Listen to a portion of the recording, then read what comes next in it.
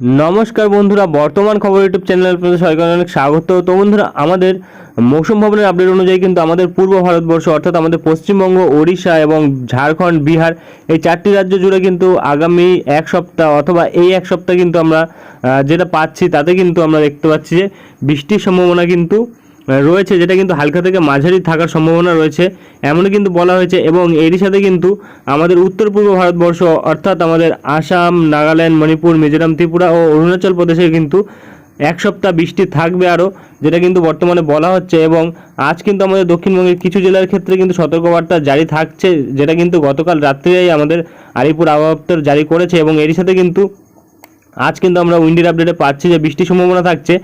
এবং এরই সাথে কিন্তু যেটা আমরা পাচ্ছি বিশেষ করে জিএফএস মডেলে যখন আসছে তখন কিন্তু দেখা যাচ্ছে যে একটি ঘূর্ণিঝড় সৃষ্টির সম্ভাবনা কিন্তু তৈরি হয়ে আসছে। এবং এই ঘূর্ণিঝড়ের নাম কি হতে চলেছে তা কিন্তু আমরা পরের ভিডিওতে দেখাবো। এবং বর্তমানে ঘূর্ণিঝড়টি কোথা থেকে সৃষ্টি হচ্ছে এবং কোন দিকে অগ্রসর হচ্ছে এবং এর গতি প্রকৃতি কী থাকছে তা কিন্তু তুলে ধরবো আমরা এই ভিডিওতে। তাই বিস্তারিত জানতে হলে, সঠিক আপডেটটি পেতে হলে ভিডিওটি অবশ্যই শুরু থেকে শেষ অবধি দেখবেন। এবং ভালো লেগে থাকলে একটি লাইক করবেন, আর আমাদের ভিডিওটির নিচে একটি লাল রঙের সাবস্ক্রাইব বাটন আছে সেটিকে টিপে তার পাশে থাকা বেল আইকনটিকে অল অপশনে দিয়ে আমাদের সাথে থাকবেন। এবং আপনারা বর্তমানে ভিডিওটি কোন জেলা বা জায়গা থেকে দেখছেন, সেখানকার আবহাওয়ার পরিস্থিতি কেমন আছে তা কিন্তু অবশ্যই কমেন্ট বক্সে কমেন্ট করে জানাতে ভুলবেন না। তো চলুন বন্ধুরা, আমরা ভিডিওটিকে শুরু করব।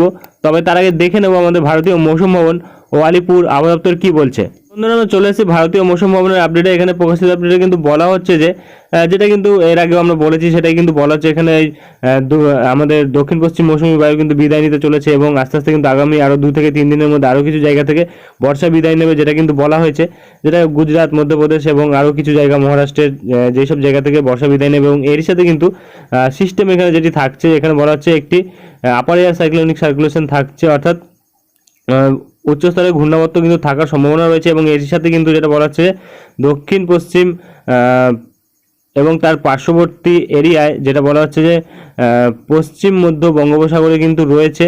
এবং এর সাথে তামিলনাড়ু, অন্ধ্রপ্রদেশের উপকূলবর্তী অঞ্চলে লোয়ার অ্যান্ড মিডল টপোস্ফিরিক লেভেলে কিন্তু এটি রয়েছে। এবং এর সাথে কিন্তু বলা হচ্ছে যে আমাদের দক্ষিণ ভারতবর্ষে কিন্তু ভারী বৃষ্টির সম্ভাবনা থাকবে, যেটা কিন্তু এই সপ্তাহ জুড়ে থাকার সম্ভাবনা থাকছে, কারণ নিম্নচাপের জেরে কিন্তু এই পরিস্থিতি লক্ষ্য করা যাচ্ছে। এবং এখানে বলা হচ্ছে isolated heavy two heavy rainfall, অর্থাৎ ভারী থেকে অতি ভারী বৃষ্টি থাকতে পারে, যেটা বিচ্ছিন্নভাবে থাকবে, যেটা কেরালা, মাহেতে থাকবে 7 থেকে 12 তারিখ অবধি। এবং এর সাথে কিন্তু বলা হচ্ছে যে তামিলনাড়ু, পুদুচেরি, কারাইকাল এইসব জায়গাগুলিতে কিন্তু 7 থেকে 11 তারিখ অবধি থাকবে ভারী বৃষ্টির সম্ভাবনা। এবং এর সাথে কিন্তু বিচ্ছিন্নভাবে ভারী বৃষ্টি থাকতে পারে, যেটা কিন্তু আমাদের দক্ষিণ কর্ণাটকা 7 থেকে 8 তারিখ এবং লাক্ষাদ্বীপে কিন্তু 8 থেকে 12 তারিখ অবধি লক্ষ্য করা যেতে পারে। এবং এর সাথে কিন্তু যেটা আমরা পাচ্ছি এখানে আমাদের পূর্ব উত্তর পূর্ব ভারতের ক্ষেত্রে যেটা বলা হচ্ছে বিস্তীর্ণ অঞ্চল জুড়ে বৃষ্টি এবং ভারী বৃষ্টি বা হালকা থেকে মাঝারি বৃষ্টি থাকবে, যেটা কিন্তু উত্তর পূর্ব ভারতে এবং আন্দামান নিকোবর দ্বীপপুঞ্জে এই সপ্তাহ জুড়ে। এবং এর সাথে কিন্তু বিচ্ছিন্নভাবে বিক্ষিপ্তভাবে বৃষ্টি থাকবে হালকা থেকে মাঝারি, যেটা কিন্তু পূর্ব ভারতে থাকবে এই সপ্তাহ জুড়ে। এবং এর সাথে কিন্তু যেটা বলা হচ্ছে যে বিচ্ছিন্নভাবে ভারী বৃষ্টি থাকবে, যেটা অরুণাচল প্রদেশে আগামী 6 দিন এবং এর সাথে আসাম, মেঘালয় এইসব জায়গাগুলিতে কিন্তু আগামী 5 দিন। এবং নাগাল্যান্ড, মণিপুর, মিজোরাম, ত্রিপুরাতে 7 তারিখ অর্থাৎ আজ কিন্তু লক্ষ্য করা যেতে পারে। এবং এর সাথে কিন্তু যেটা বলা হচ্ছে উত্তর পশ্চিম এবং পশ্চিম মধ্য ভারতবর্ষের ক্ষেত্রে কিন্তু এই সপ্তাহ জুড়ে তেমন কোনো বৃষ্টির সম্ভাবনা কিন্তু নেই। এবং এখানে যদি আমরা দেখি 7 দিনের যে রেনফল ফোরকাস্ট ম্যাপ দেওয়া হয়েছে তাতে কিন্তু আমরা দেখতে পাচ্ছি আজ কিন্তু ঝাড়খণ্ড ও আমাদের গাঙ্গেটিক ওয়েস্ট বেঙ্গল অর্থাৎ আমাদের দক্ষিণবঙ্গে কিন্তু এখানে দেখা যাচ্ছে যে বৃষ্টির সম্ভাবনা কিন্তু রয়েছে। এবং এর সাথে কিন্তু আসাম, নাগাল্যান্ড, মণিপুর, মিজোরাম, ত্রিপুরা ও এপাশে কিন্তু আমরা অরুণাচল প্রদেশে দেখতে পাচ্ছি ভারী বৃষ্টির সম্ভাবনা কিন্তু থাকছে। এবং এখানে কিন্তু বলা হয়েছে, যেটা বলা হচ্ছে থান্ডারস্টর্ম থাকতে পারে। এবং এখানে যেটা আমরা সব থেকে প্রথমে পাচ্ছি হচ্ছে হেভি রেনফল 7 সেন্টিমিটার অবধি থাকতে পারে, যেটা তামিলনাড়ু, পুদুচেরি, কারাইকাল, কেরালা এইসব জায়গাগুলো এটা দক্ষিণ ভারতবর্ষের দিকে বলা হচ্ছে। এবং এর সাথে কিন্তু যেটা বলা হচ্ছে যে এখানে বজ্রবিদ্যুৎ সহ বৃষ্টি কিন্তু থাকতে পারে, যেটা কিন্তু পূর্ব উত্তরপ্রদেশ, পূর্ব মধ্যপ্রদেশ এবং তার সাথে আমাদের দক্ষিণবঙ্গ এবং এর সাথে ঝাড়খণ্ড, আসাম, মেঘালয়, নাগাল্যান্ড, মণিপুর, মিজোরাম, ত্রিপুরা, কঙ্কন, গোয়া, মধ্য মহারাষ্ট্র, তামিলনাড়ু, পুদুচেরি, কারাইকাল এইসব জায়গাগুলিতেও কিন্তু থাকবে। অর্থাৎ এখানে যেটা আমরা পাচ্ছি দক্ষিণ ভারতবর্ষের দিকে কিন্তু একটু ভারী বৃষ্টি থাকবে, যেটা কিন্তু 7 সেন্টিমিটার অবধি থাকতে পারে। এবং এখানে যেটা আমরা পাচ্ছি বজ্রবিদ্যুৎ সহ বৃষ্টি, সেটা কিন্তু আমাদের দক্ষিণবঙ্গের দিকে থাকছে এবং ঝাড়খণ্ডের দিকে থাকছে এবং আসামের দিকে থাকছে, মেঘালয়, নাগাল্যান্ড, মণিপুর, মিজোরাম, ত্রিপুরার দিকেও থাকছে।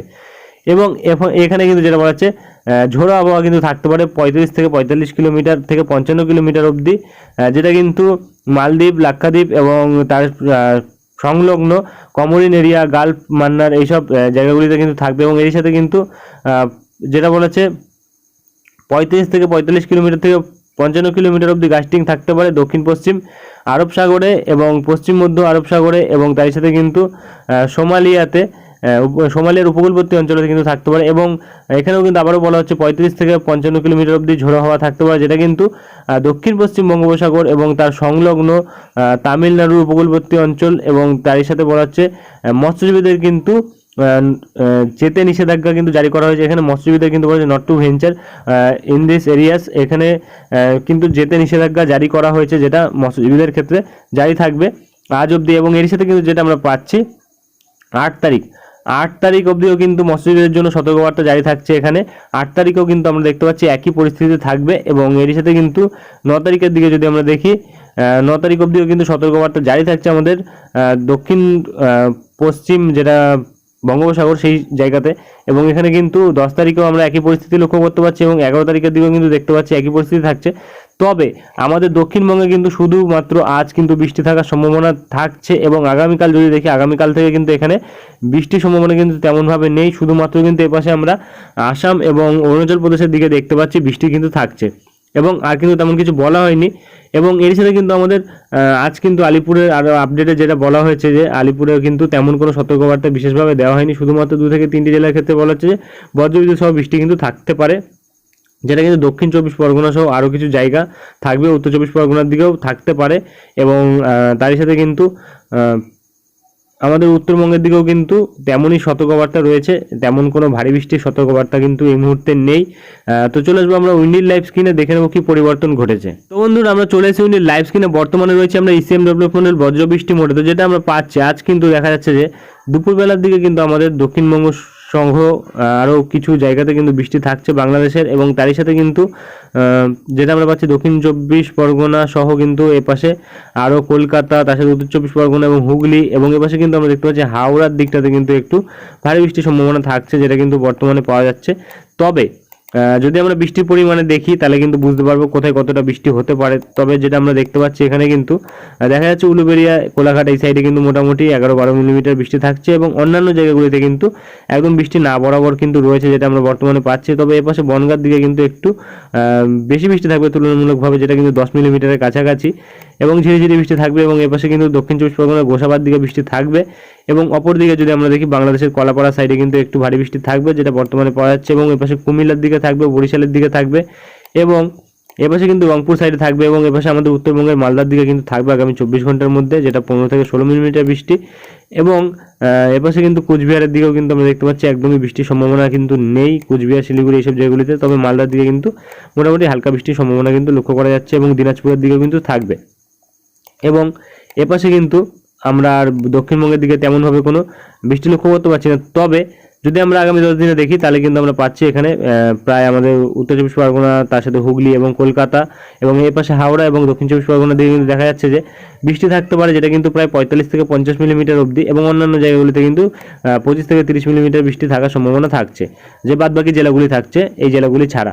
এবং যদি আমরা আগামী 10 দিনে দেখি এই পরিমাণে বৃষ্টি থাকছে, এবং তারপরে আমরা আসবো পরের 5 দিনে। পরের 5 দিন আসলেও কিন্তু আমরা দেখতে পাচ্ছি ক্রমশ কিন্তু একই পরিস্থিতি লক্ষ্য করা যাচ্ছে। অর্থাৎ এখানে যেটা আমরা পাচ্ছি আগামী 5 দিনে কিন্তু 42 মিলিমিটার বৃষ্টি থাকছে, এবং এখানে কিন্তু আগামী 10 দিনে 46 মিলিমিটার বৃষ্টি থাকছে। অর্থাৎ আগামী 5 দিনের মধ্যেই কিন্তু যেই বৃষ্টির সম্ভাবনা রয়েছে সেটাতেই কিন্তু আমরা বৃষ্টির পরিমাণ দেখতে পাচ্ছি প্রায় কোনো কোনো জায়গায় 50 মিলিমিটার, কোনো কোনো জায়গায় কিন্তু 44 মিলিমিটার। এবং আগামী 10 দিনে কিন্তু তেমন কোনো বিশেষ পরিবর্তন কিন্তু নেই, যেটা আমরা পাচ্ছি। অর্থাৎ আগামী 5 দিনের মধ্যে কিন্তু বৃষ্টির সম্ভাবনাটা বেশি রয়েছে, যেটা বর্তমানে পাওয়া যাচ্ছে। অর্থাৎ পুজোতে কিন্তু বৃষ্টি হওয়ার সম্ভাবনা থাকছে।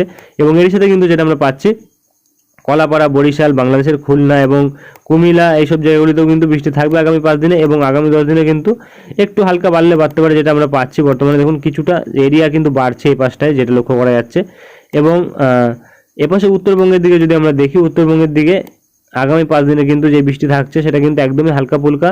তবে এপাশে দার্জিলিংয়ের দিকে কিন্তু একটু বৃষ্টি থাকতে পারে, যেটা দার্জিলিংয়ের উত্তর ভাগে থাকার সম্ভাবনা রয়েছে। এবং যদি আগামী 10 দিনে দেখি তাহলে কিন্তু আমরা এই পাশে দেখতে পাচ্ছি দিনহাটার দিকে কিন্তু বৃষ্টির পরিমাণটা একটু বাড়তে পারে, এবং কুচবিহার, শীতলকুচি এইসব জায়গাগুলিতে কিন্তু বৃষ্টির পরিমাণটা একটু বাড়তে পারে।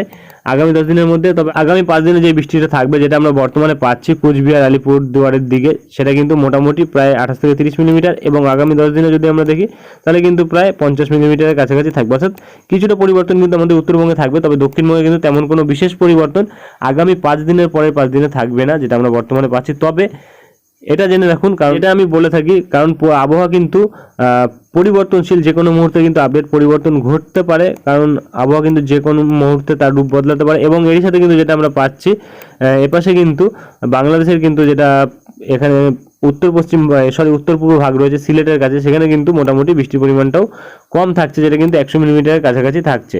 তুলনামূলকভাবে এপাশে আসামের শিলচরের দিকে একটু ভারী বৃষ্টি থাকতে পারে। এবং এপাশে যেটা আমরা পাচ্ছি, যদি আমরা জিএফএস মডেলে আসি, জিএফএস মডেলে আসলে কিন্তু আমরা কিছুটা পরিবর্তন পাবো, কারণ জিএফএস মডেলে আসলে যেটা আমরা পাচ্ছি, এপাশে কিন্তু যেটা দেখা যাচ্ছে আরব সাগরের দিকে কিন্তু একটি ঘূর্ণিঝড় সৃষ্টির সম্ভাবনা থাকছে, যেটা কিন্তু আমরা বর্তমানে পাচ্ছি। 22 ঝাপটা মোডে এসে দেখাবো আমরা।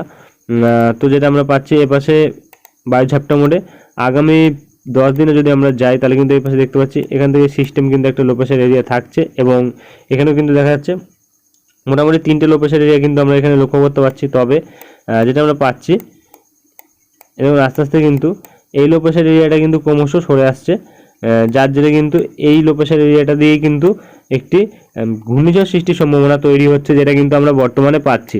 এবং এটা কিন্তু দেখা যাচ্ছে আস্তে আস্তে কিন্তু 14-15 তারিখের দিকে একটু শক্তি বাড়াচ্ছে, এবং ক্রমশ কিন্তু উত্তর পশ্চিম দিক বরাবর কিন্তু অগ্রসর হচ্ছে। এবং যেটা আমরা পাচ্ছি অ্যাজ পার জিএফএস মডেল, কিন্তু এখানে দেখা যাচ্ছে যে এই ঘূর্ণিঝড়ের গাস্টিং কিন্তু লক্ষ্য করা যাচ্ছে প্রায় 158 থেকে 60 কিলোমিটার পার হাওয়ার, অর্থাৎ প্রতি ঘন্টায় কিন্তু 150 থেকে 60 কিলোমিটার গতিবেগ থাকতে পারে, এবং প্রবল পরিমাণে কিন্তু বৃষ্টির সম্ভাবনা থাকবে। এবং যেটা আমরা পাচ্ছি আমাদের এপাশে কিন্তু আহমেদাবাদের কিছু জায়গা, গুজরাটের কিছু জায়গা নিয়ে কিন্তু যেটা লক্ষ্য করা যাচ্ছে, এখানে কিন্তু ক্ষয়ক্ষতির সম্ভাবনা থাকছে, যেটা কিন্তু বর্তমানে জিএফএস মডেলে পাচ্ছি। এবং ইসিএমডব্লিউ মডেলে আসলে কিন্তু যদি আমরা আসি ইসিএমডব্লিউ মডেলে, তাহলে কিন্তু এখানে কিন্তু যেটা দেখতে পাবো, এখানে কিন্তু কোনো ঘূর্ণিঝড়ের সম্ভাবনাই কিন্তু নেই, যেটা বর্তমানে পাওয়া যাচ্ছে। তবে জিএফএস মডেলে যেটা পাওয়া যাচ্ছে, যদি অ্যাজ পার জিএফএস মডেল এটা হয়, কারণ জিএফএস মডেলে সব কিছু আগে লক্ষ্য করা যায়, যদি এটা হয় তাহলে কিন্তু এই ঘূর্ণিঝড়ের নাম কি হতে চলেছে সেটা কিন্তু আমরা আগামী যে ভিডিওটা আসবে সেটাতে কিন্তু বলবো। আজকের ভিডিওটি আমরা এখানে শেষ করছি, দেখা হবে নেক্সট ভিডিওতে। ধন্যবাদ।